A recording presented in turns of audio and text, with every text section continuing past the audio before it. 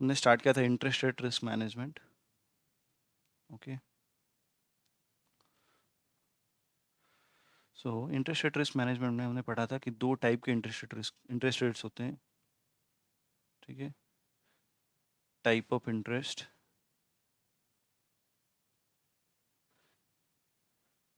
क्या है दोनों टाइप? एक है फिक्स्ड इंटरेस्ट, फिक्स्ड रेट, और एक है फ्लोटिंग रेट।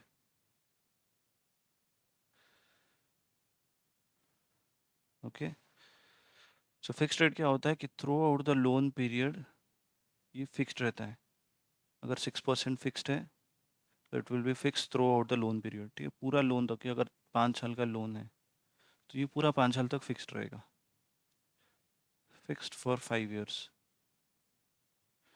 फ्लोटिंग का मतलब क्या होता है? सारे जो फ्लोटिंग रेट लोन्स होते हैं वो किसी एक बेंचमार्क रेट को लिंक्ड होते हैं। बेंचमार्क रेट्स क्या है कि ये लोन्स ऐसे नहीं होंगे, 6% फिक्स ऐसे नहीं होंगे। ये लोन्स कैसे होंगे कि लाइबोर +1%। ठीक है, लाइबोर बेसिकली क्या है, समझाया था मैंने। लाइबोर जो है वो इंटर बैंक रेट्स हैं। ठीक है, लाइबोर, माइबोर, यूरिबोर ये सब थे इंटर बैंक रेट्स। ओके, सो अगर लाइबोर एक काइंड ऑफ रेफरेंस रेट है, ठीक है, बेंचमार्क रेफरेंस रेट है। ये लाइबोर अगर 5% हुआ, ठीक है, और तो फिर उसके ऊपर 1% मार्जिन लगा के 6% का इंटरेस्ट रेट चार्ज किया जाएगा। अगर लाइबोर 5% हुआ तो, ठीक है, लाइबोर अगर 6% हुआ तो 6 + 1% it will B 7%। Okay, LIBOR जैसे जैसे चेंज होता जाएगा, ये सपोज बोल रहे हैं कि रिप्राइसिंग इन 3 मंथ्स। ठीक है, अगर रिप्राइसिंग इन 3 मंथ्स है इसका मतलब जैसे जैसे हर 3 महीने ये चेक किया जाएगा। ठीक है, हर 3 महीने चेक किया जाएगा कि लाइबोर का रेट कितना है, उसके हिसाब से हर 3 महीना चेंज होगा। ठीक है, लाइबोर अगर बीच में चेंज हो गया तो कोई चेंज नहीं होगा, हर 3 महीने रिफ्रेश किया जाएगा। ठीक है, चलो इसके बाद हमने पढ़ा था कि लाइबोर जो है, ठीक है, इंटर बैंक जो बेंचमार्क रेट्स है, LIBOR, MIBOR, interbank borrowing rates, in fact offering rates, actually offering borrowing same thing.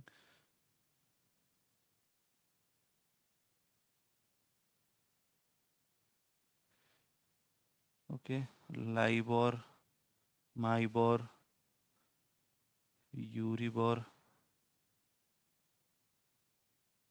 ठीक है, now these are being replace. ये मार्केट में अभी चलते नहीं है, मार्केट में ऑलमोस्ट ख़त्म हो गए हैं, ये रेट्स कहीं यूज़ नहीं हो रहे हैं। ठीक है, बिकॉज ऑफ फेड गाइडलाइंस। सो अभी जून 2023 में ये महीने में के बाद लाइबोर में माइबोर यूरिबोर रहेंगे ही नहीं। ओके, सो हमारे पुराने जो बुक्स हैं उसमें लाइबोर, माइबोर, यूरिबोर यूज़ हो रहे हैं, बट जब नए बुक्स आएंगे इस साल के, मोस्ट प्रोबेबली ये लाइबोर, माइबोर, यूरिबोर नहीं रहेंगे। ठीक है, इसके जगह पे क्या आ गए हैं? Alternative reference rates.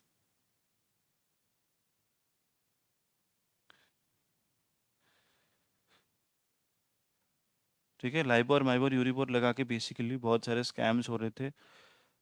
So these rates were not reliable. ठीक है, लाइबोर, माइबोर, यूरिबोर रिलायबल नहीं थे, इसके जगह में इसीलिए alternative reference rates have replaced the LIBORs।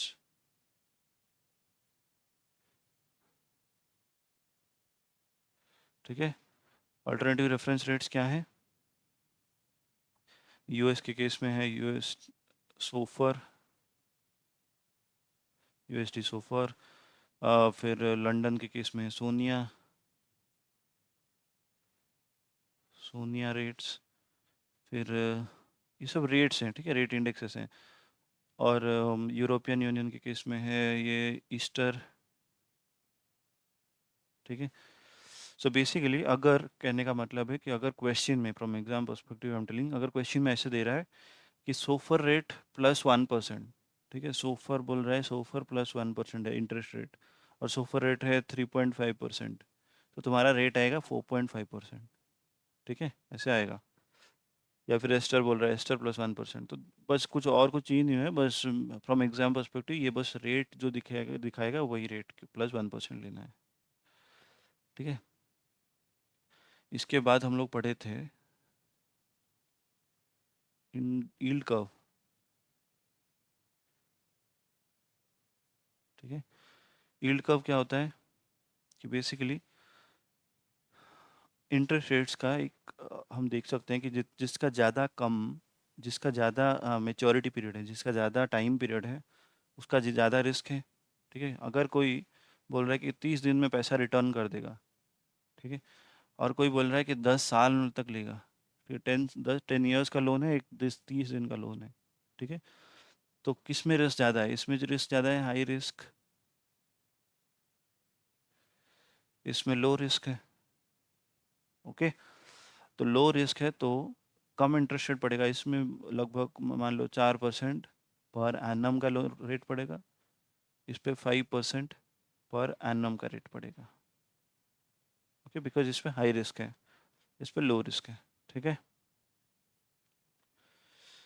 तो इसको अगर ऐसे ग्राफ में प्लॉट करेंगे तो देख सकते हैं, ये अगर टाइम है और ये है रेट्स, ठीक है। तो जितना कम टाइम उतना कम रेट, जितना ज़्यादा टाइम उतना ज़्यादा रेट, ठीक है। तो देख सकते हैं कि ये कुछ इस तरह बनेगा चार्ट। ये नॉर्मल यील्ड कर्व बोलते हैं इसको, इसीलिए,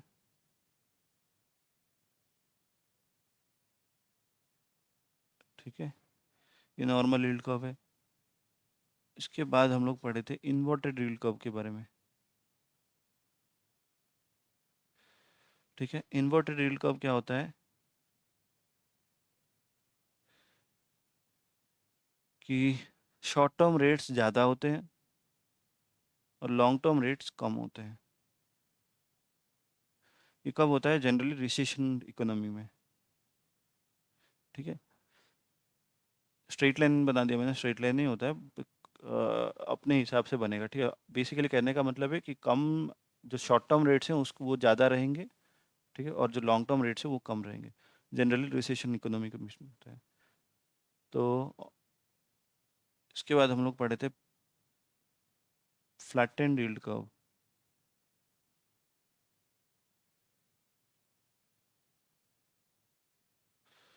फ्लैटेंड यील्ड कर्व क्या होता है कि शॉर्ट टर्म लॉन्ग टर्म दोनों ही केस में स्ट्रेट लाइन ही बनता है, मतलब दोनों ही रेट, सारे रेट सेम है, ठीक है। शॉर्ट टर्म में भी सेम है, लॉन्ग टर्म में भी सेम है। ओके, फिर इसके बाद हम लोग पढ़े थे FRA, फॉरवर्ड रेट एग्रीमेंट्स। कोई बताएगा फॉरवर्ड रेट एग्रीमेंट्स क्या होते हैं?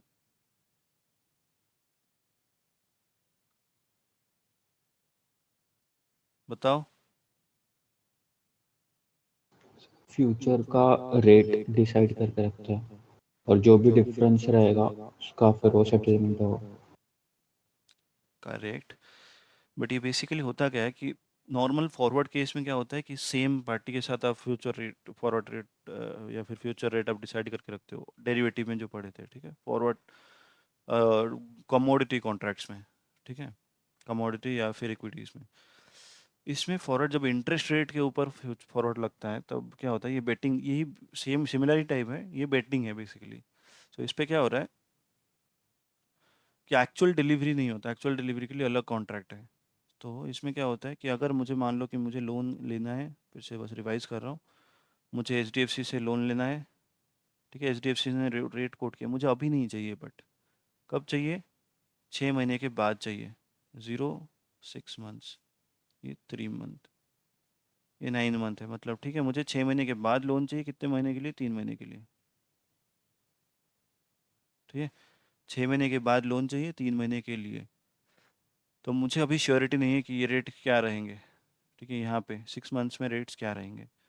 तो मैं HDFC बैंक के पास गया, HDFC बैंक बोला अभी तो है सर 7% का इंटरेस्ट रेट चल रहा है, 6% का इंटरेस्ट रेट चल रहा है, ठीक है।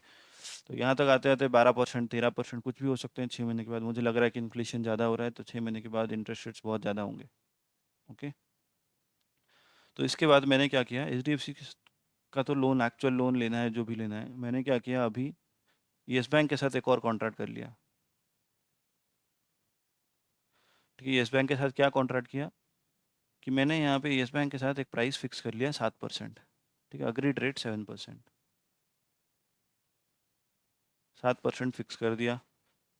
ओके, फिर यस बैंक को बोला कि 7% से अगर ऊपर जाएगा, ठीक है, क्योंकि मेरा बोरोइंग का रेट है, तो 7% से अगर ऊपर गया तो यस बैंक मुझे पे करेगा, और 7% से अगर नीचे गया तो मैं यस बैंक को पे करूँगा।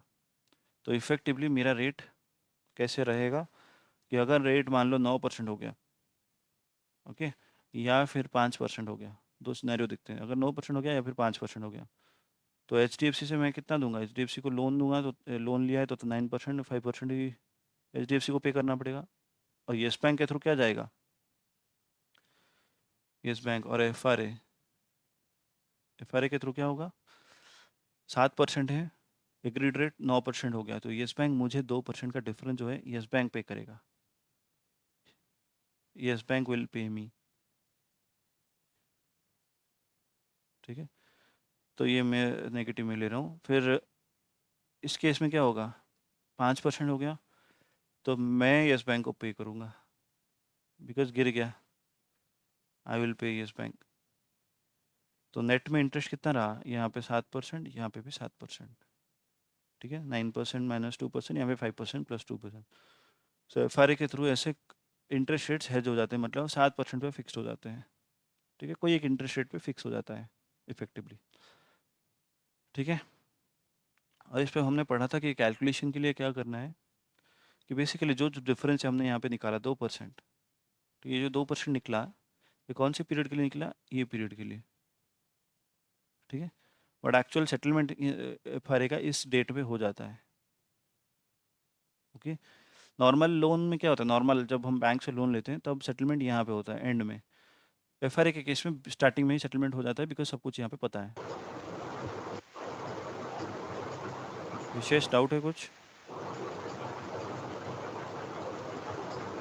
विशेष, otherwise you can go on mute. Sir ये एफआरआई मार्केट में होते हैं परचेज करने के लिए? ये ओटीसी कॉन्ट्रैक्ट्स हैं बेसिकली, बैंक से डायरेक्टली आपको ऐसे नहीं मिलेगा, कॉन्ट्रैक्ट में ट्रेड करने के लिए नहीं मिलेगा। जैसे ये एक्सचेंज ट्रेडेड नहीं, ओटीसी कॉन्ट्रैक्ट है, तो बैंक से प्राइवेटली करना पड़ता है। ठीक है, बैंक से, अदरवाइज जैसे एक्सचेंज ट्रेडेड नहीं है, ओटीसी कॉन्ट्रैक्ट्स हैं ये। जनरली इसको बैंक्स करते हैं, बैंक्स बाय करते हैं, पब्लिक नहीं करती है, क्योंकि ये बड़े बड़े कॉन्ट्रैक्ट्स होते हैं। ठीक है, तो जनरली क्योंकि बैंक्स और जहाँ बड़े बड़े फाइनेंशियल इंस्टीट्यूशंस हैं, उनके बहुत सारे रेट सेंसिटिव एसेट्स और लाइबिलिटीज़ होते हैं, जो कि लोन्स हो गया, डिपॉजिट्स हो गया, ठीक है, repo, reverse repo, commercial deposits, ऐसे बहुत सारे इंस्ट्रूमेंट्स होते हैं बैंक्स के। ओके, सो वो उनको हेज करना होता है, तो इसके लिए banks generally F R S buy या सेल करते हैं। ठीक है, तो इसका कैलकुलेशन के लिए हमने, ओके सर। ओके, कैलकुलेशन के लिए हमने पढ़ा था कि जो नोशनल है, ठीक है, नोशनल इनटू और जो डिफरेंस है यहाँ पे, ठीक है, जो 2% का डिफरेंस है। Okay, so difference in rate into time period, जो भी टाइम पीरियड के लिए चाहिए। ठीक है, इसको डिस्काउंट करना होता है 1 plus interest rate, actual interest rate. ठीक है, एक्चुअल इंटरेस्ट रेट के साथ ये करना है, डिस्काउंट करना है। ये क्यों करना था, मैंने समझाया था, बिकॉज जनरली बच्चे यहाँ पे क्या करते हैं कि एग्रीड रेट पे डिस्काउंट कर देते हैं, 7% पे डिस्काउंट नहीं करनी, because that was a completely different rate. जो आज का रेट है उसी रेट से डिस्काउंट करेंगे ना, एक्चुअल इंटरेस्ट रेट आज on today, today in the sense आज ऑन 6th मंथ। ओके, तो ये था, फिर इसके बाद यहाँ पे हम लोग क्लोज किए थे। कुछ डाउट था किसी को एफआरए में, कुछ भी डाउट नहीं है, चलो आगे बढ़ते हैं। आज पढ़ेंगे फॉरवर्ड रेट कैलकुलेशन, ये बड़ा इंटरेस्टिंग टॉपिक है, फॉरवर्ड इंटरेस्ट रेट कैलकुलेशन। ठीक है, अच्छा, जो हम लोग यहाँ पे ऊपर बोले ना कि 7% का एग्रीड रेट है येस बैंक का, येस बैंक के साथ 7% का एग्रीड रेट था। तो क्या येस बैंक ये 7% मन से दे देगी? नहीं, मन से देगी तो प्रॉब्लम हो जाएगा। देखो, ये है 0, ये है 6 मंथ, ये है 9 मंथ, ठीक है। 6 महीना और 3 महीना मिला के 9 महीना हो रहा है यहाँ पे। तो येस बैंक ने यहाँ पे कोट किया 7%। ओके, कोट किया है। अच्छा, इसको बोला जाता था 6 into 9 FRA, याद है ना? 6 into 9 FRA, 3 महीने के लिए 6 महीने के बाद, तो 6 into 9 FRA बोलते थे, करेक्ट, जो था 7%। ठीक है, येस बैंक ने कोट किया है, उसको अलग से रख देता हूँ, ठीक है। कोट किया है जो अलग से रखता हूँ। देखो, ये रेट तो पहले कैसे कैलकुलेट किया जाना चाहिए। ओके, अच्छा, हमने एक चीज़ पढ़ा ऊपर यील्ड कर्व में कि जिसका कम पीरियड उसका कम इंटरेस्ट रेट, जिसका ज़्यादा पीरियड उसका ज़्यादा इंटरेस्ट रेट, करेक्ट। तो उसके हिसाब से अभी मान लो येस बैंक का अभी से 6 मंथ का रेट है, ठीक है। अभी से 6 महीने के लिए, 6 महीने के लिए इंटरेस्ट रेट, ठीक है। 6 महीने के इंटरेस्ट रेट है 6% पर एनम, ठीक है। 6 महीने का इंटरेस्ट रेट 6% पर एनम है। फिर पूरा 9 मंथ के लिए रेट है, पूरा अगर 9 मंथ के लिए लोगे, ठीक है। अभी अभी तो सारे इंटरेस्ट रेट्स अवेलेबल है ना, 6 महीने के लिए, 9 मंथ के लिए। यस, यस बैंक ने ये चार्ट दे दिया, ठीक है। 6 महीने का इंटरेस्ट रेट 6% है, 9 महीने का इंटरेस्ट रेट मान लो है 7.5% पर एनम, ठीक है। दोनों ही पर एनम है। इसका बस 6% क्योंकि कम है, बिकॉज 6 महीने का टाइम पीरियड है, इसका 9 महीना है, ज़्यादा टाइम है तो ज़्यादा रिस्की है, तो इसीलिए ज़्यादा इंटरेस्ट रेट, ठीक है। So this is 6% per annum, this is 7.5% per annum. अच्छा, तो इसके हिसाब से देखो, मैंने अभी क्या किया, अगर 7%, अगर कुछ इंटरेस्ट रेट कुछ और दे देगी यहाँ पे, ठीक है, इंटरेस्ट रेट यहाँ पे कुछ और है, एफआरए को भूल जाओ, ठीक है। एफआरए को भूल जाओ। मान लो कि 6 महीना मैंने पहले इन्वेस्ट कर लिया, ठीक है। 6% के हिसाब से मैंने पहले, 6% के हिसाब से मेरे पास 1 रुपया था, ठीक है। 6% के हिसाब से मैंने पहले इन्वेस्ट कर दिया, तो मेरा पैसा कितना बन जाएगा? 1.1 इंटू 1.03, तो मेरा क्या हो जाएगा? 1.03 हो गया वैल्यू। 1 रुपये का वैल्यू मेरा यहाँ पे 1.03 हो गया, करेक्ट। तो यहाँ पे मैं दो रास्ता ले रहा हूँ, देखो। फिर मैंने क्या किया, 1.03 को फिर से कुछ इंटरेस्ट रेट से मल्टीप्लाई कर दिया, ठीक है। मतलब कुछ कुछ और रेट से फिर से कंपाउंड कर दिया, मतलब कुछ और रेट से फिर से इन्वेस्ट कर दिया 3 महीने के लिए, ठीक है। वो रेट मान लो मैं एक्स ले रहा हूँ, ओके। जहाँ पे भी समझ में नहीं आया तो बताना, ठीक है। 1.03 इंटू 1 + एक्स डिवाइडेड बाय कितना, 3 महीना है, ठीक है। तो एक्स इंटू 3/12, ओके, ये वैल्यू हो गया।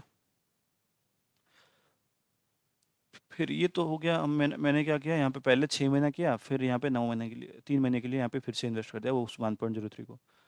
और एक चीज़ मैंने किया कि उसी 1 रुपये को मैंने पूरा 9 मंथ के लिए इन्वेस्ट कर दिया, ठीक है। तो इंटरेस्ट की रेट कितना बनेगा? 1 इंटू 0.075 इंटू 9/12, ये बनेगा, ठीक है। तो इस केस में क्या बना, 1.03 को फिर से री इन्वेस्ट करके ये बना,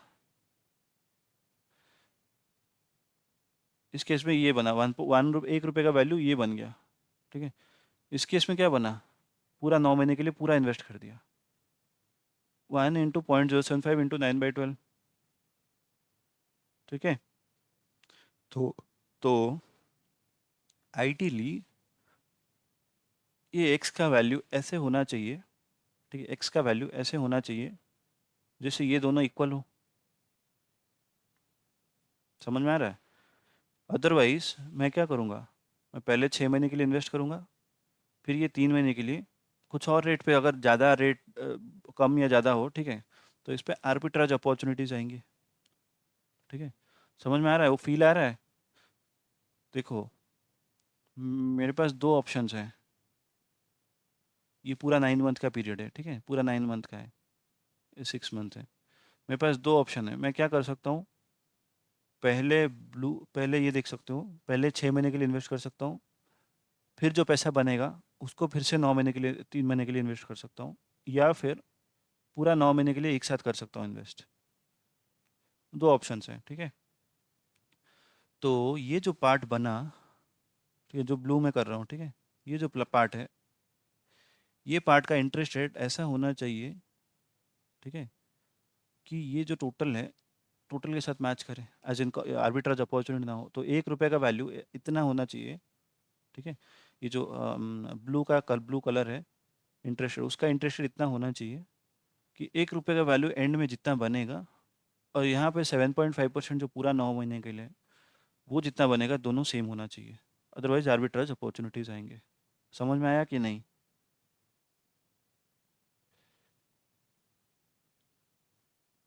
नहीं आया तो पूछो।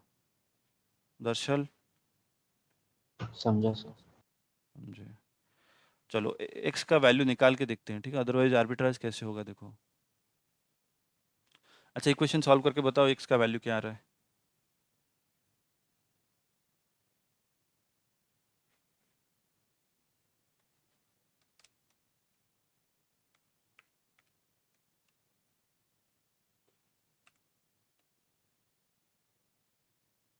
का 1.05625,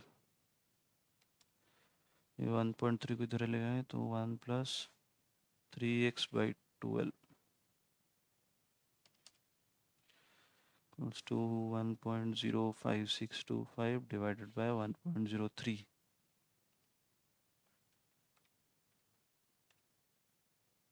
-1। इंटरेस्ट रेट आया 10.19%। माय गॉड, ठीक है, तो x इक्वल्स टू 10.19%। सबका ये आ रहा है, कुछ और आ रहा है तो बताओ। तो इसका मतलब है कि ये जो पीरियड है, ठीक है, फर्स्ट 6 मंथ्स के लिए इंटरेस्ट रेट है 6% पर एनम, 6 × 9 पीरियड के लिए, ठीक है, ये जो पीरियड है, इस पीरियड के लिए 10% इंटरेस्ट रेट होना चाहिए, 10 पॉइंट समथिंग 19, ठीक है। अगर इससे ऊपर नीचे रहा तो आर्बिट्राज अपॉर्चुनिटीज आएंगे, ठीक है। कैसे आएंगे वो देखते हैं, ठीक है, देखो। तो इसका मतलब क्या हुआ, यहाँ पे इंटरेस्ट रेट रहा कितना, 6%, ये 6 महीने के लिए, 9 महीने, 6 to 9 मंथ के लिए रहा 10.19%, पूरा पीरियड के लिए कितना रहा, 7.5%, करेक्ट। तो समझ में आ रहा है ना, या फिर डाउट हो रहा है? सर एक बार ये पूरा रिपीट कर देंगे प्लीज। कर रहा हूँ। देखो, जब भी ये अगर पूरा पीरियड है, ठीक है, 0, 6 मंथ, 9 मंथ का पीरियड है, हमने पढ़ा कि 6 महीने का इंटरेस्ट रेट कम होता है, जितना ज़्यादा कम पीरियड उतना कम इंटरेस्ट रेट, जितना ज़्यादा पीरियड उसका ज़्यादा इंटरेस्ट रेट, ठीक है। तो 6 महीने का इंटरेस्ट रेट था 6% पर एनम, ठीक है, ये पीरियड। जब भी तुम बैंक में जाओगे, ठीक, नॉर्मल लोन लेने के लिए, ठीक है, बैंक क्या बोलेगा कि अभी का इंटरेस्ट रेट अवेलेबल है, फ्यूचर व्यूचर छोड़ो, मुझे 6 to 9 का पता नहीं है, अभी का इंटरेस्ट रेट आज के दिन के हिसाब से बैंक ने रेट चार्ट दे दिया कि 6 महीने का इंटरेस्ट लोगे तो लोन लोगे तो 6% है, 9 महीने का इंटरेस्ट लोगे तो 7.5% है, ठीक है, ऐसे है सब। 7.5 लिए थे ना, हाँ 7.5% है, ठीक है, ऐसे करके इंटरेस्ट रेट्स हैं। तो हमारे, अभी क्या करूँगा, पहले 6 महीने में इन्वेस्ट किया, ठीक है, पहले 6 महीने में इन्वेस्ट कर दिया, ये मैं कर रहा हूँ। I invested in 6 months. तुमने अभी क्या किया, तुमने पूरा 9 महीने में इन्वेस्ट कर दिया, ठीक है। ये है पूजा, ये मैं इन्वेस्ट कर रहा हूँ, ठीक है। मैंने क्या किया, 6 महीने के लिए इन्वेस्ट किया, तुमने 9 महीने के लिए इन्वेस्ट किया। तुमने कितने रेट पे इन्वेस्ट किया, 7.5% पे। मैंने कितने में इन्वेस्ट किया, 6% पे, बट मैंने किया है 6 महीने के लिए, तुमने 9 महीने के लिए किया है, ठीक है। बट दोनों के रेट्स हमारे पर एनम है, 6% पर एनम, ये 7.5% पर एनम, ठीक है। तो इसका जो इंटरेस्ट रेट बनेगा, ठीक है, वो इतना होना चाहिए, ठीक है, ये जो पार्ट है, ठीक है, जो ये जो पार्ट है, इसका इंटरेस्ट रेट इतना होना चाहिए कि मेरा 1 रुपए का वैल्यू एंड में जो बनेगा और तुम्हारा 1 रुपए का वैल्यू जो एंड में बनेगा वो इक्वल होना चाहिए, अदरवाइज आर्बिट्राज अपॉर्चुनिटीज आएंगे। ठीक है, लॉजिकली समझ में आ रहा है? मेरा 1 रुपए का वैल्यू, ये जो रेड का पार्ट है, रेड का पार्ट इंटरेस्ट रेट इतना होना चाहिए कि मेरा 1 रुपए का वैल्यू यहाँ पे जो बनेगा, ठीक है, और तुम्हारा, तुम जो 7.5% के हिसाब से किए हो, ठीक है, वो 1 रुपए का वैल्यू जो बनेगा, both of them should be equal. Okay, otherwise arbitrage opportunities आएंगे। ओके, तो ये कैसे होगा? अच्छा, हटाया क्यों, देखो,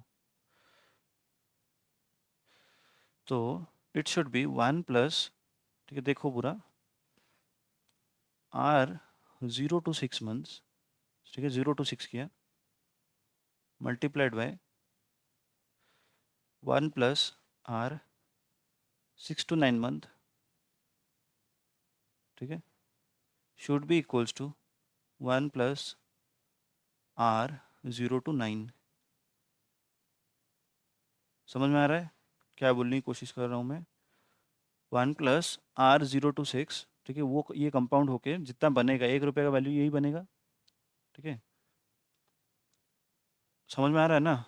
1+R 0 to 6 जो यस है, यस ये कंपाउंड होके जो बनेगा, फिर उसके ऊपर फिर से कंपाउंड हुआ, 6 to 9 months के लिए कंपाउंड हुआ, फिर एंड में 1 रुपए का वैल्यू जितना बना और 0 to 9 months के लिए जितना इंटरेस्ट के साथ 1 रुपए का वैल्यू बना, दोनों इक्वल होना चाहिए। ठीक है, अगर नहीं हुए तो आर्बिट्राज अपॉर्चुनिटी जाएंगे। आर्बिट्राज अपॉर्चुनिटी के बाद में बाद में डिस्कस करेंगे, पहले अभी एक क्वेश्चन करते हैं इसके ऊपर। क्वेश्चन नंबर है आई थिंक 63 और 64 है आई थिंक। यस, अच्छा एक चीज़ बता दूं पहले, ये जो ओल्ड सिलेबस का प्रैक्टिस मैनुअल है, इसमें डेरिवेटिव और इंटरेस्ट रेट रिस्क मैनेजमेंट दोनों मिलके थे, एक ही चैप्टर था, अब अलग अलग हैं। सो क्वेश्चन जो इंटरेस्ट रेट रिस्क मैनेजमेंट के हैं वो इसी में ही मिलेंगे हमें।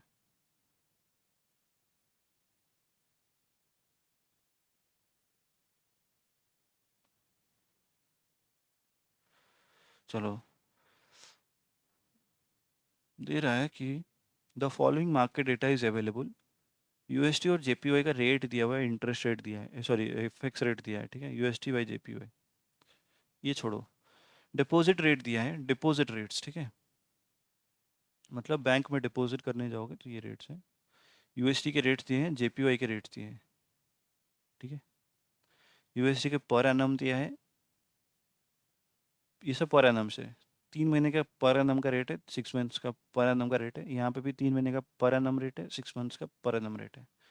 तो कौन सा इंटरेस्ट रेट, कौन सा यील्ड कर्व है, बता सकते हो?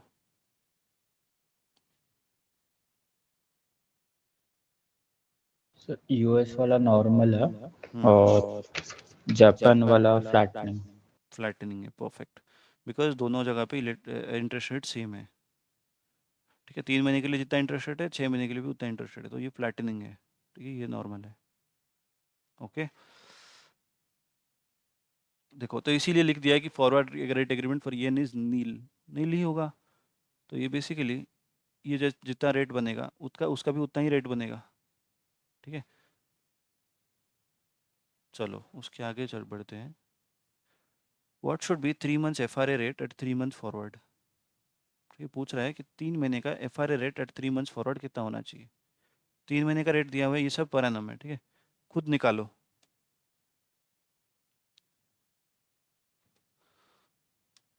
कोशिश करो, बेसिकली मैं चार्ट बना देता हूँ, ये देखो 0 to 6 months है, ये 3 महीने का रेट दे दिया है, ठीक है, 0 to 3 months का रेट कितना दिया है, ये रेट दिया है 4.5%, ठीक है, और ये रेट कितना दिया है 5%, ठीक है, तो इसके हिसाब से बताओ इसका रेट कितना होना चाहिए।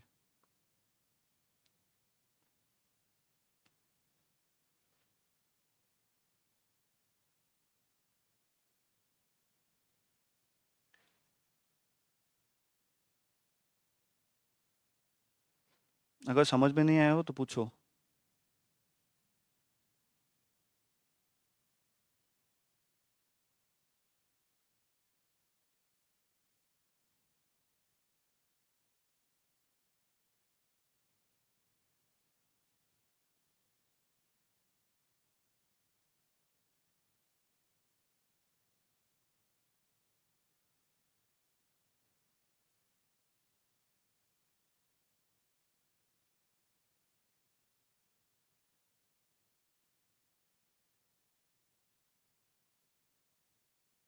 हुआ किसी का?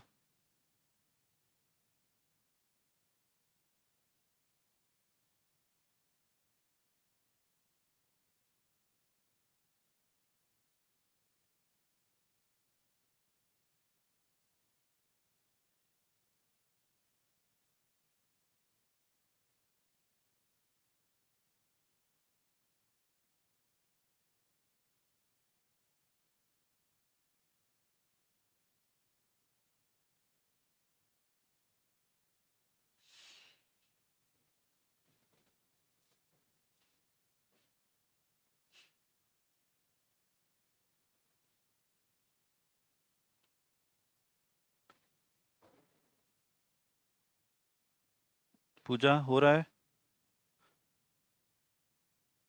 हाँ जी सर।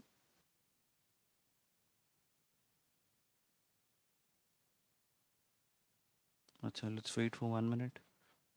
ये कैलकुलेटर में होना चाहिए, इतना टाइम क्यों लग रहा है? 5.3%, 5.43%। 5.43%। किसी का और कुछ आया? So 3 months FRA at 3 months forward, तो ये होगा 3 into 6 FRA। कितना आया? 5.43%।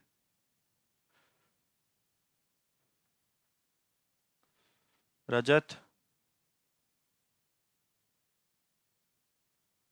यस सर, यही आया है। 5.43। ओके, देखो ये बेसिकली क्या बोल रहा हूँ मैं, 1 + 0.045 इंटू कितने महीने हैं? 3 महीने के लिए, ठीक है, multiplied by X. 1 + x into ये भी 3 महीने के लिए 3/12 should be equals to 1 + 0.05 into 6/12। ठीक है, 5% पूरा पीरियड के लिए, 6 महीने के लिए।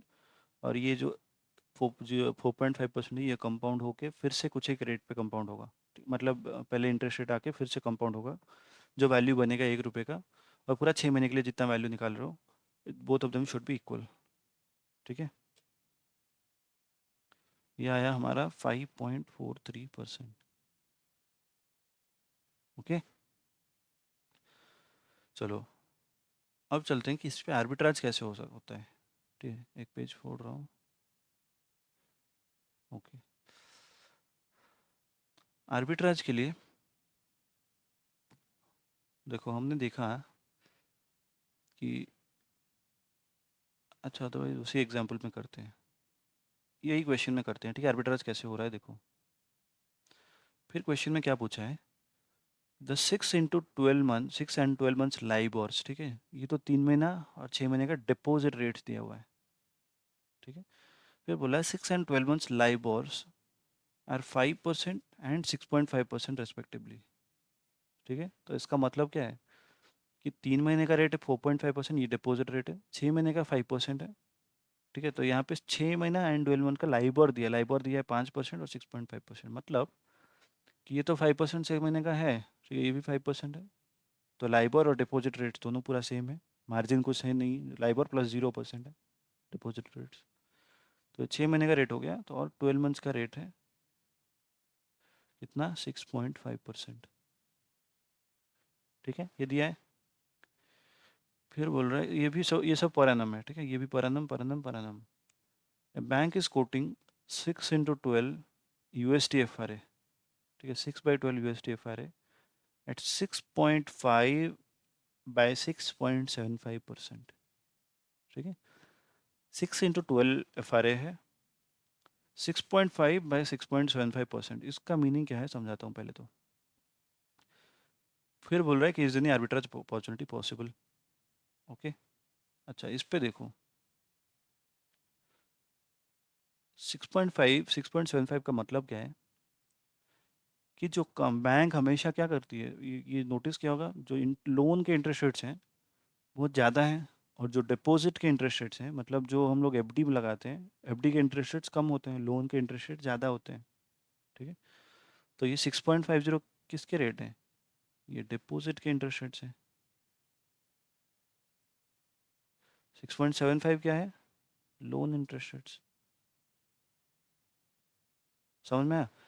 तभी तो बैंक पैसा कमाती है, दोनों के बीच में जो डिफरेंस है। लोन इंटरेस्ट रेट्स हमेशा ज़्यादा होते हैं और डिपॉजिट रेट्स हमेशा कम होते हैं। तो ये अगर कोई भी question, not only interest rate risk management, कभी भी कहीं भी अगर ये लिख रहा है कि बैंक ने ये इंटरेस्ट रेट चार्ज किया, ठीक है, 6.5 बाई 6.75%, ठीक है, तो इसका मतलब है कि कम का जो है वो डिपॉजिट रेट है, और जो ज़्यादा रेट है वो हाई रेट है, वो लोन इंटरेस्ट रेट है। ठीक है, लोन का रेट है। लोन का रेट हमेशा ज़्यादा रहेगा, डिपॉजिट का रेट हमेशा कम रहेगा, और डिफरेंस जो है वो बैंक का इनकम होता है। ठीक है, नेट इंटरेस्ट इनकम। ये पार्ट क्लियर है ना? Deposit rate, loan interest rate. Yes sir. Okay, तो ये इसको भी लिख देते हैं। ठीक है, तो बेसिकली हम हमें अभी तक क्या पता है कि 3 महीने का रेट है 4.5%, 6 महीने का रेट है 5%, और 12 मंथ्स का रेट है 6.5%। इसको अलग से चार्ट बनाता हूँ। ठीक है, फिर हाँ 4.5, राइट, हाँ 4.5, ओके। 3 महीना, 6 महीना, 12 महीना। ठीक है, 0, 3 मंथ्स, 6 मंथ्स, 12 मंथ्स। 6 महीना कम हो गया। चलो एनीवेज, ये कितना इंटरेस्ट रेट है इसका? 4.5%, अगर 3 महीने के लिए ले रहे हो। ठीक है, सो 3 month interest rate is 4.5%। 6 months, ये पर annum है, सब कुछ पर annum है। ठीक है, 6 मंथ्स का इंटरेस्ट कितना है? 5% पर annum। 12 मंथ्स का इंटरेस्ट कितना है? 6.5% पर annum। ठीक है, अच्छा, अब दिया है क्वेश्चन में कि बैंक ने क्या कोट किया है कि 6 × 12 USD FRA। ठीक है, 6.5 6.75%, 6 × 12 FRA, मतलब इस पीरियड का FRA दिया है। करेक्ट, इस पीरियड का FRA दिया है। कितना दिया है? 6.5 बाई 6.75%। ठीक है, ये डिपॉजिट रेट है और ये लोन का रेट है। ठीक है, अच्छा, पहले हम लोग एक काम करें, पहले इसका एक्चुअल रेट कितना होना चाहिए निकाल लें। ये तो FRA बैंक ने कोट किया है। ठीक है, क्या ये निकाल सकते हो कि इसका आइडियल रेट कितना होना चाहिए था? हमारे पास 6 महीने का रेट है, 12 महीने का रेट है, आइडियल रेट कितना होना चाहिए था, निकाल सकते हो? यस। करके बताओ, निकाल के बताओ कितना होना चाहिए।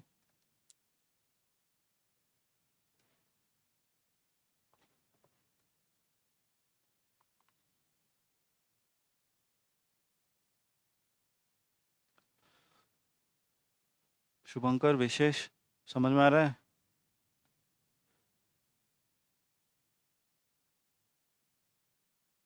अगर कोई भी चीज़ क्लियर नहीं हो रही है तो पूछो।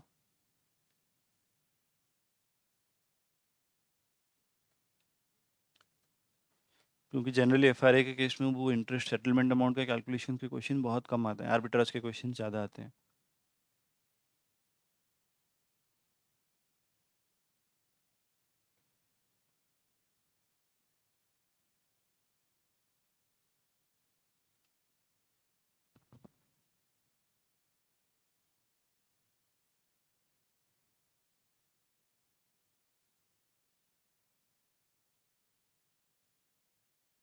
बस मुझे बताओ कि आइडियल रेट कितना होना चाहिए। ये रेट तो बैंक ने कोट किया है, 6.5 बाई 6.75।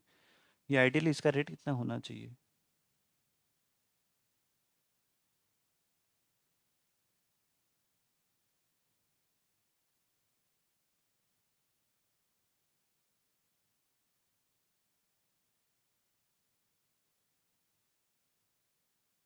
7.8%। 7.8%। 7. सिंपल कैलकुलेटर से होगा 1.065 डिवाइडेड बाय 1.025, ठीक है, 0.065 डिवाइड बाय 1.025, ओके, इंटू 6 महीना, ओके, 7.8%, ओके, सबका ही है। अब देखो Yes. बैंक ने बट क्या कोट किया है 6.5 और 6.75, जबकि हमारा यहाँ इंटरेस्ट रेट ज़्यादा आया 7.8% आ रहा है, ठीक है। तो इसके हिसाब से हम क्या बोल सकते हैं कि ये जो 12 यहाँ पे एक आर्बिट्राज अपॉर्चुनिटी है, बिकॉज ये मैच नहीं कर रहा है, ठीक है, जितना होना चाहिए और जितना बैंक ने कोट किया है मैच नहीं कर रहा है। देखो तो इस पे आर्बिट्राज कैसे हो सकता है, हमेशा से हम अगर कम में बोरो करेंगे और ज़्यादा रेट पे इन्वेस्ट करेंगे तभी जाके आर्बिट्राज होगा, करेक्ट।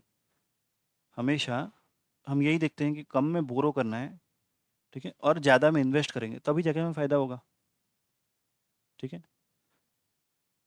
तो मैं यहाँ पे क्या कर सकता हूँ कि पूरा पीरियड के लिए देखो 7.8% अगर पूरा ये पीरियड का बन रहा है, तो मैं ये बोल सकता हूँ कि ये जो पूरा पीरियड का इंटरेस्ट रेट है, ठीक है, पूरा पीरियड का जितना इंटरेस्ट रेट है अगर उस पर इन्वेस्ट करेंगे, ठीक है, पूरा पीरियड का जितना पीरियड है जितना इंटरेस्ट रेट है वो ज़्यादा है, इसका मतलब जो 12 महीने का जो 6.5% पर annum का इंटरेस्ट रेट है ये ज़्यादा है, इसका मतलब, ठीक है। तो इस पे तो इन्वेस्ट करेंगे बिकॉज इंटरेस्ट रेट यहाँ पे ज़्यादा है, ठीक है। आइडियली इंटरेस्ट रेट 7.8% होना चाहिए, 6.75% ही है, ठीक है, तो इस पे तो इन्वेस्ट करेंगे, ठीक है। और बोरो किस पे करेंगे, बोरो 6 महीना नॉर्मल पे कर लेंगे, बोरो 5% के हिसाब से, ठीक है, और बाकी 6.75% पे कर लेंगे। समझ में नहीं आ रहा है, देखो पहले हम क्या करेंगे कि ये पीरियड के लिए जो इन्वेस्ट करेंगे, ये जो पूरा 12 मंथ्स का पीरियड है, ठीक है, ये 12 मंथ है, ये 6 मंथ्स है, ओके। हम क्या करेंगे, क्योंकि यहाँ पे इंटरेस्ट रेट हमारा निकला 7.8% होना चाहिए, ठीक है, बैंक ने कम कोट किया है, ठीक है। तो एक्चुअल में ये एक्चुअल आया, ठीक है, एक्चुअल और आइडियल जो है, तो एक्चुअल में पूरा इन्वेस्ट करना, पूरा पीरियड तक इन्वेस्ट करना सही होगा, इसका मतलब, ठीक है, पूरा पीरियड के लिए अगर इन्वेस्ट करेंगे तो कितना मिलेगा 6.5%, ठीक है। और लोन कैसे लेंगे, लोन कैसे लेंगे कि यहाँ तक एक्चुअल ले लिए, ठीक है, कितने पे 5% पे, लोन एट 5%, और यहाँ पे FRA के थ्रू लोन ले लिए, लोन एट 6.75%, क्योंकि FRA का लोन का रेट था 6.75%, डिपॉजिट का 6.5 था, लोन एट 6.75% थ्रू FRA, समझ में आया। और डिपॉजिट कर दिया actual deposit, deposit eight 6.5% actual rate, ठीक है। इसको डिटेल में समझाऊंगा मैं, पहले पूरा ओवरव्यू समझ लो, फिर जब लिखेंगे तब बहुत अच्छे से समझ में आएगा।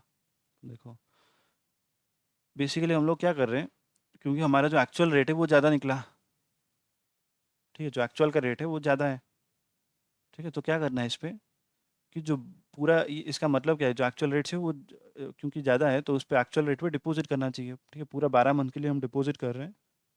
और बोरोइंग कैसे करेंगे, बोरोइंग 6 महीने के लिए तो एक्चुअल रेट पे करना पड़ेगा, तो यहाँ पे 5% के हिसाब से बोरो कर लिया, 6 × 12 FRA ले लिया, ठीक है, ये 6 × 12 FRA ले लिया जो कि है 6.75%, ठीक है, और फिर टोटल पीरियड पे इन्वेस्ट कर दिया, ओके। आइडियली हम लोग क्या करते थे कि 1+R1 whole into 1+R2 should be equals to 1+R02, ये करते थे, करेक्ट। तो यहाँ पे आइडियली क्या होना चाहिए, 1+ जो 6 महीने का रेट है कितना 5% का रेट है, तो 0.05 इंटू 6/12 होल इंटू 1+ जितना इतना रेट होना चाहिए था, ठीक है, ऐसे तो कैलकुलेट करते थे फॉरवर्ड रेट 7.8% अगर करते, ठीक है, 0.078 इंटू 6/12 करते, शुड बी इक्वल्स टू कितना आ रहा है 6.75%, सॉरी 6.5%। ठीक है, ये ऐसे बनता, आइडियली ऐसे बनना चाहिए, करेक्ट। 5% और 7.8%, क्योंकि 7.8% तुम्हारा आया था कैलकुलेट करके, ठीक है। आइडियली ऐसे बनना चाहिए, आइडियल सिचुएशन, ठीक है। अगर 7.8% देते हो, आइडियली 7.8% होना चाहिए था, बट क्योंकि उन्होंने नहीं दिया तो मैं एक काम करता हूँ, 0.05 इंटू 6/12 होल इंटू 1 प्लस 0.065, जो वो एफ का रेट आइडियली उन्होंने दिया है 6.75, सॉरी 0.675 इंटू 6/12, एंड इधर क्या राइट साइड में क्या रहेगा 1 प्लस 0.065। ठीक है, तो दोनों इक्वल कभी भी नहीं होगा, समझ में आ रहा है। तो ये कम होगा, ठीक है, तो इस पे हम बोरो कर लेंगे, इस पे इन्वेस्ट कर लेंगे। यहाँ तक समझ में आया लॉजिकली, लिप्सा?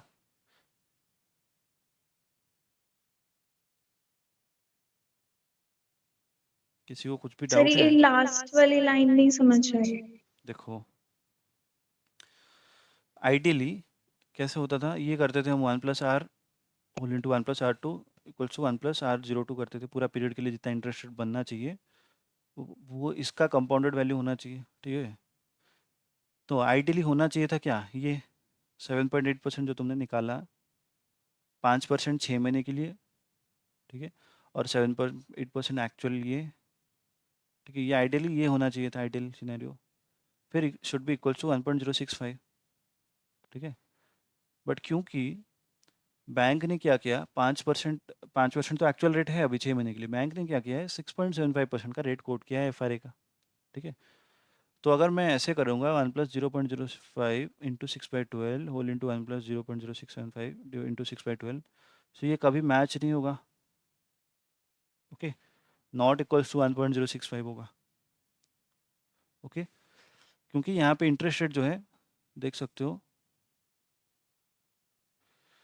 तो यहाँ पे इंटरेस्ट रेट्स देखो, यहाँ पे 7.85%, 7.88% है, ठीक है। आइडियल ये होना चाहिए, बैंक ने कोट किया है 0.0675, ठीक है, 6.75 किया है, तो इसके चक्कर में ये कभी दोनों मैच नहीं होंगे। तो मैं क्या करूँगा, अगर इसको टोटल करोगे ना, ठीक है, अगर इसका टोटल करोगे, इसका टोटल करके तो बता दो पहले,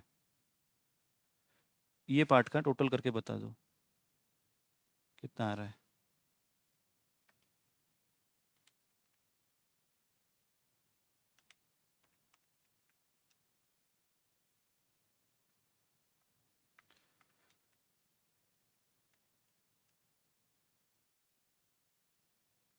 1.0596। 0596, ठीक है। तो 1 रुपये का वैल्यू यहाँ पे कितना बना, 1.0596, जबकि यहाँ पे कितना बन रहा है, राइट हैंड साइड पे 065 बना, ठीक है। तो हम अगर बोरो कर रहे हैं तो इसका मतलब क्या है कि हम अगर 1 रुपया बोरो कर रहे हैं, ठीक है, तो हमें देना पड़ेगा कितना, 1.0596, अगर एफ के रूट गए तो, ठीक है। बोरो करना है करेंगे तो रीपेमेंट कितना होगा, 1.0596, ठीक है। उसी 1 रुपये को जो बोरो किया है उसको अगर इन्वेस्ट कर देंगे हम एक्चुअल में 12 महीने के लिए, ठीक है, इन्वेस्ट इन एक्चुअल, तो मिलेगा कितना, 1.065, ठीक है। तो दोनों के बीच में जो डिफरेंस है वो हमारा रिस्क लेस प्रॉफिट होगा, समझ में आ रहा है समझ में? मैं बस ये ओवरऑल समझाया है, यस। फिर इसको लिखेंगे डिटेल में, ठीक है। इसका मतलब है कि हमने जो बोरो किया, दो दो इंस्टॉलमेंट में बोरो किया, ठीक है। एक तो एक्चुअल में 5% में बोरो कर लिया, दूसरा जो सेकंड इंस्टॉलमेंट वो एफ के थ्रू बोरो कर लिया, क्योंकि एफ रेट्स कम थे, ठीक है। तो बोरो करके 1 रुपये का वैल्यू बना 1.0596, रीपेमेंट करना पड़ा, बट जो 1 रुपये को बोरो किए थे उसी को इन्वेस्ट कर लिए एक्चुअल में, तो 1.065 बना, ठीक है। जो डिफरेंस है दोनों का वो है रिस्कलेस प्रॉफिट, ओके। चलो अभी स्टेप लिखते हैं। स्टेप लिखना क्या है अभी समझ गए हो तो इतना दिक्कत होना नहीं चाहिए। देख लो, बोरो मान लो लिखते हैं, बोरो लेट्स बोरो 1 लाख। ठीक है, 1 लाख एट 5% फॉर 6 मंथ्स। अच्छा, पूरा डिटेल में लिखना है। सिंस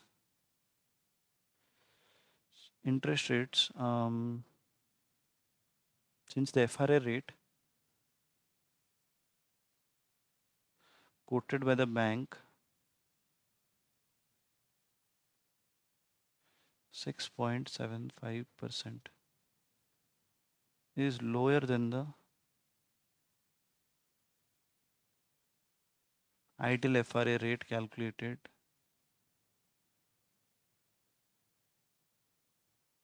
जो कि है 7.8%. Okay, there is an arbitrage opportunity.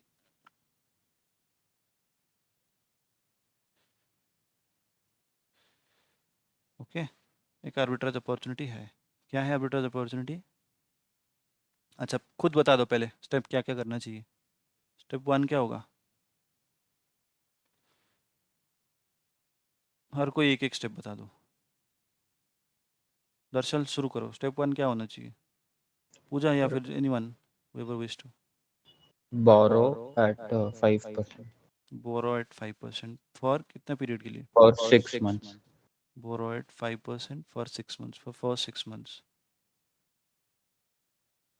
ठीक है, फिर बोरो कितना? मान लो 1 लाख ले रहा हूँ। ठीक है, बोरो 1 लाख। फिर क्या करूँगा मैं? कोई भी बताओ। लिप्सा,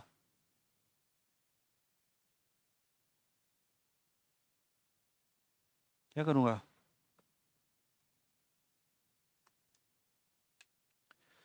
अच्छा चलो मैं ही लिखता हूँ। सर 6.5% पे 12 मंथ्स के लिए। तो बोरो 1 लाख बोरो किया 5% 6 महीने के लिए। फिर क्या किया? फिर 1 लाख लिया है उसको इन्वेस्ट तो कर दो पूरा पीरियड के लिए। ठीक है, इन्वेस्ट द 1 लाख, या फिर अभी FRA भी ले सकते हो। ठीक है, FRA ले लो पूरा नेक्स्ट 6 मंथ्स के लिए भी FRA ले लो। ले लेते हैं FRA अभी के लिए। ठीक है, bye N FRA at 6.75% by an 6/12 FRA. ठीक है, 6/12 FRA at 6.75%. ओके, बोरो ना लिख के मैंने बस लिखा है बाय 6.2 FRA। फिर इसके बाद क्या किया कि इन्वेस्ट दैट 1 लाख। कितने पे इन्वेस्ट करेंगे? 6.5 6.5 for correct, 12 months. at 6.5% for 12 months. Okay, तो स्टेप 4 क्या होगा? जो 1 रुपये का वैल्यू है वो कितने का रीपेमेंट होगा एंड में? ठीक है, loan repayment value will be 1 lakh into 1 plus 0, 5%. हाँ 5% इंटू 6 में तो 0.025, और इसका बना होगा कितना? 6.75 के हिसाब से 6 महीने के लिए।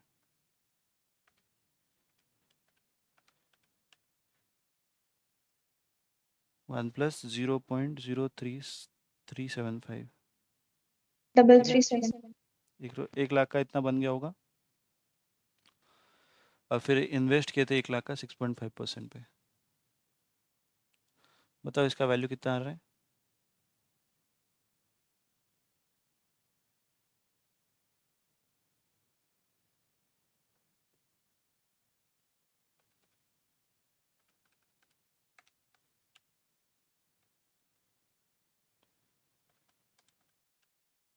One lakh 6,500. 1,06,500। Once. अगर राउंडिंग ऑफ नहीं करेंगे तो 105959 आ रहा है। Anyways let it be. ठीक है, 1,06,500 हो गया। ये लोन रिपेमेंट वैल्यू है। सर 105960 आ रहा है। हाँ, तो क्योंकि तुमने राउंड ऑफ कर दिया है and I think he rounded off Okay, and you have not done. Okay, तो ये तो लोअर रिपेमेंट वैल्यू हो गया। फिर इन्वेस्टमेंट वैल्यू सिमिलरली कितना बनेगा? इन्वेस्टमेंट वैल्यू बनेगा 6.5% के हिसाब से, तो 1 लाख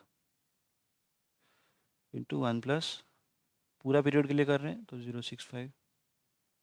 ठीक है, ये बना। अरे दर्शल, ये बन रहा है 106,500, तो इसका कुछ तो रिस्कलेस गेन रखो। नहीं, हाँ हाँ राइट। ये 105960. 105960, हाँ।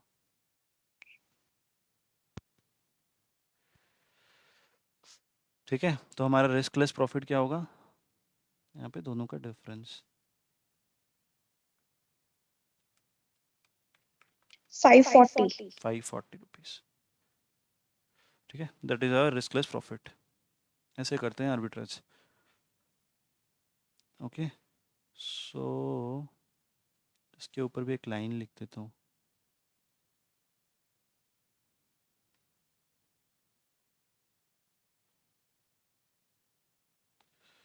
आर्बिट्राज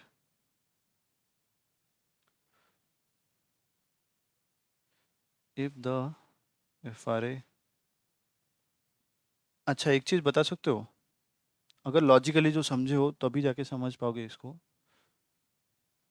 अगर यहाँ पे 7.8% ना, सॉरी 6.75% ना होके 9 पॉइंट समथिंग होता तो क्या करते?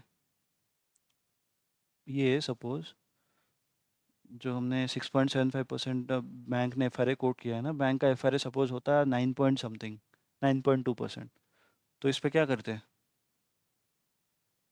सर फिर शायद हमें लॉस होता है क्योंकि 7.8% उससे कम है। नहीं तो क्या करते उस केस में बताओ? लॉस तो नहीं करेंगे, प्रॉफिट भी हो सकता है उस पे, कैसे करेंगे बताओ?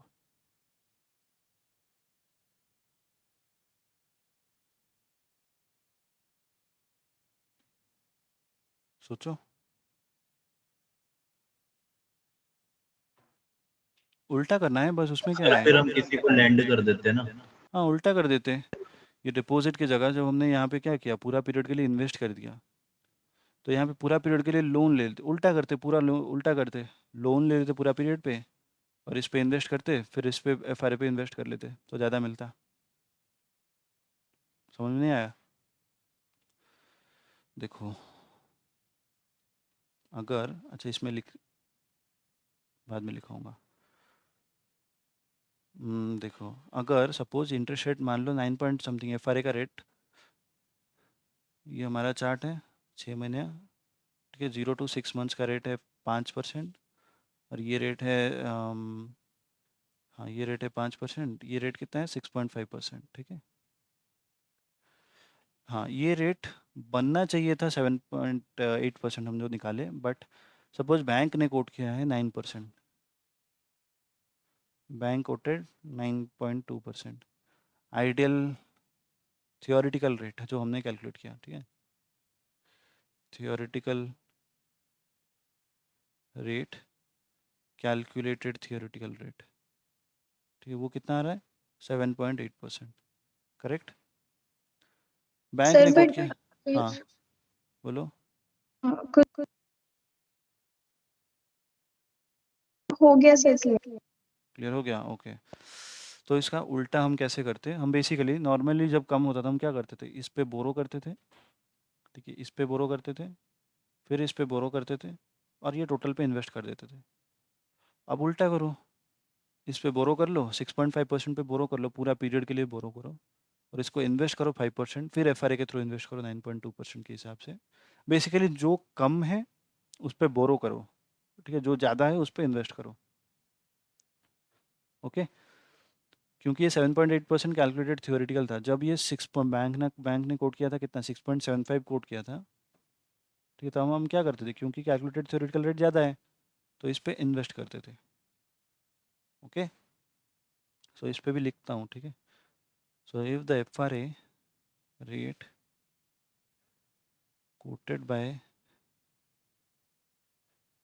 Bank is not, is more or less,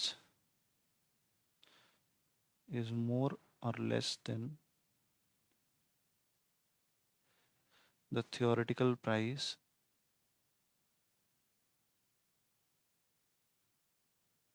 then arbitrage opportunity arises. ठीक है, arbitrage कैसे करेंगे? If the FRA rate is more than theoretical rate.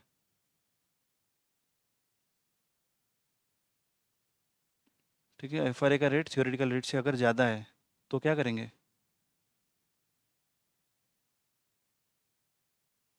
बताओ, FRA का रेट थियोरेटिकल रेट से ज़्यादा है, पूजा बताओ। सर अगर 6.75 FRA रेट है और थ्योरेटिकल रेट है 7.8, बट यहाँ पे उल्टा लिखा है, FRA रेट ज़्यादा है थियोरेटिकल रेट से, तो क्या करेंगे? अगर FRA रेट ज्यादा है तो मतलब इन्वेस्ट कम पे करेंगे और नहीं, इन्वेस्ट ज्यादा पे करेंगे और बोरो कम पे करेंगे। करेक्ट। तो एक्चुअल जो रेट है, तो इसका मतलब क्या है? जो एक्चुअल रेट है 6.5%, इसका मतलब वो एक्चुअल रेट कम है। ठीक है, तो बोरो करो एट थियोरेटिकल रेट में जैसे बनेगा। ठीक है, बोरो एट एक्चुअल। ठीक है, क्योंकि थियोरेटिकल रेट कम है, दिख रहा है यहाँ पे, FRA रेट ज़्यादा है, थियोरेटिकल रेट कम है, तो borrow at actual rate for entire period.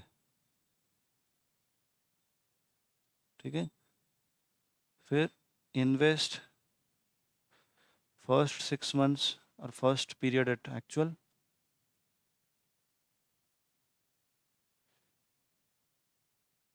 And second period through FRA।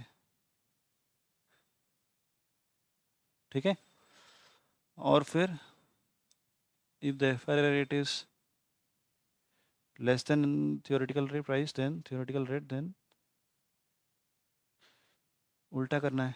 ठीक है, यहाँ पे ज़्यादा क्या है? थियोरेटिकल रेट ज़्यादा है। ठीक है, लिखा है देखो, एक FRA rate is less than theoretical rate, तो थियोरेटिकल रेट ज़्यादा है, तो borrow first period in at actual and second period through FRA। Okay, और सेकेंड और फिर इन्वेस्ट करो in actual, invest at actual rate for entire period. Clear है सबका? छोटा सा भी डाउट हो तो पूछो।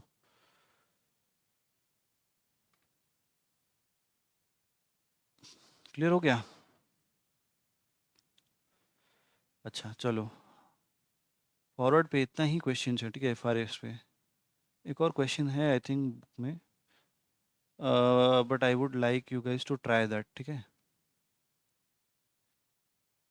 तो I will give you the 15 minutes। ठीक है, आज ही 15, आज थोड़ा जल्दी क्लोज करते हैं because I have some other work, and कुछ और नया टॉपिक्स कल से स्टार्ट करेंगे, most probably interest rate future start करेंगे। I don't want to start it today because वो थोड़ा सा लेंदी टॉपिक है। लेंदी नहीं, वो पूरा एक्सचेंज ट्रेडेड में चला जाएगा। ठीक है, इंटरेस्ट रेट फ्यूचर और ऑप्शन ये सब आएंगे। ओके, तो लेट्स क्लोज इट हियर। कुछ अगर डाउट है तो पूछो। Not many students are there today, so I don't want to start them. Sir वो 7.8% की कैलकुलेशन कैसे हुई थी? हाँ, वो भी बताता हूँ। ठीक है, फिर से रिपीट करते हैं। देखो, थियोरेटिकल जो बेसिकली बैंक ने कोट रेट को बैंक, अभी अगर तुम बैंक जाओगे, ठीक है, तो बैंक क्या रेट कोट करेगी? 6 महीने के लिए रेट दे देती है और ये 12 महीने के लिए रेट दे देती है। ठीक है, बैंक अभी रेट चार्ट दे देगी। अगर 6 महीने के लिए लोन लोगे तो 5% पर एनम का इंटरेस्ट रेट लगेगा। 12 महीने का लोन लोगे तो 6.5% पर इंटरेस्ट लगेगा। ठीक है, दोनों ही पर एनम है, बट इस पे कम है बिकॉज ये टाइम पीरियड कम है, इसका टाइम पीरियड ज़्यादा है, तो इस पर ज़्यादा रिस्क है।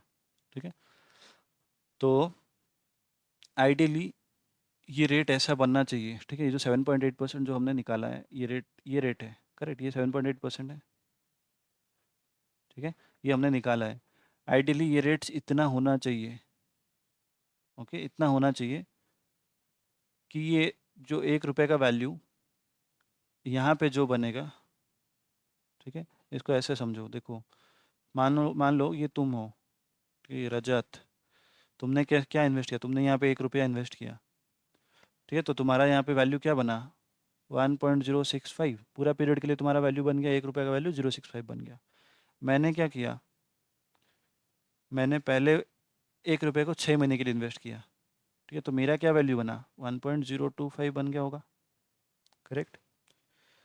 तो ये इंटरेस्ट रेट इतना होना चाहिए, ये वाला पार्ट का इंटरेस्ट रेट इतना होना चाहिए कि मेरा जो 1.025 यहाँ पे बना है, इतना इंटरेस्ट रेट पे ये कंपाउंड होना चाहिए जैसे ये तुम्हारे वैल्यू के साथ इक्वल हो जाए।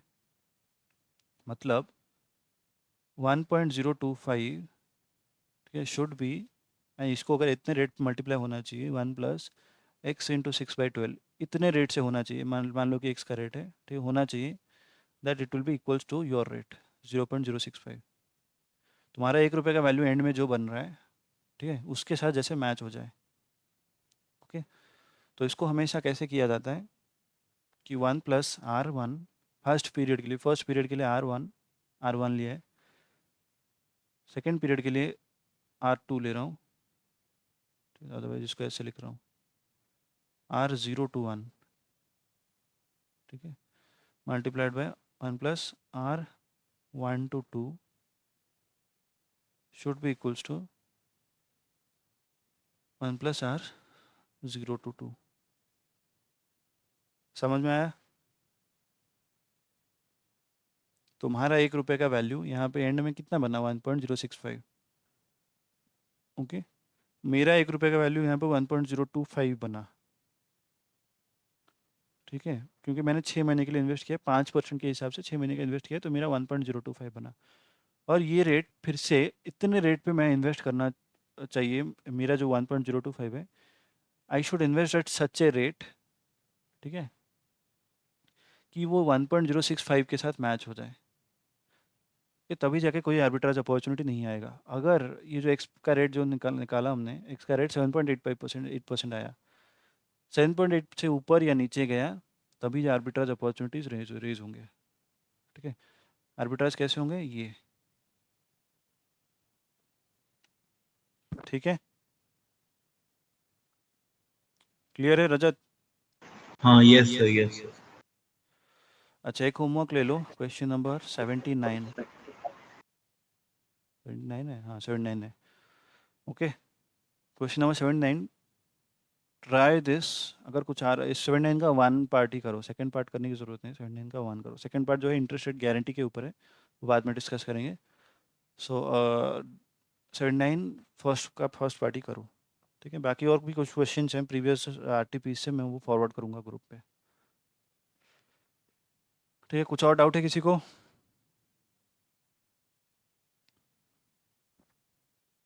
चलो, लेट्स क्लोज द सेशन। कुछ डाउट है तो मुझे मैसेज करना, but definitely try this homeworks, okay. Thank you.